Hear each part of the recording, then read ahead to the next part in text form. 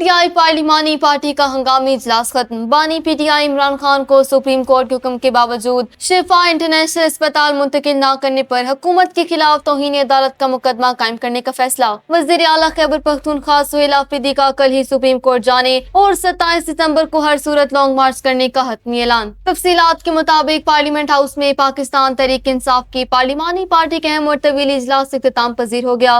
اجلاس میں بانی P T I Imran Khan کی صحت اسپتال منتقلی کے عدالتی حکم اور حکومت کی جانب سے اس پر عمل نہ کرنے کی صورتحال کا تفصیلی جائزہ لیا گیا۔ اجلاس کے اختتام پر وزیر اعلیٰ خیبر پختونخوا سہیل آفریدی نے پارلیمنٹ ہاؤس میں صحافیوں سے گفتگو کرتے ہوئے اہم فیصلے قوم کے سامنے رکھے۔ سہیل آفریدی نے اعلان کرتے ہوئے کہا کہ ہم کل ہی سپریم کورٹ میں حکومت کے خلاف توہین عدالت کی درخواست دائر کرنے جا رہے ہیں تاکہ عدالتی فیصلوں کو نہ ماننے اور ہٹ دھرمی دکھانے پر حکومت کو قانون کے کٹہرے میں لایا جا سکے۔ انہوں نے مزید کہا کہ 27 ستمبر کا لانگ مارچ ہر صورت ہوگا۔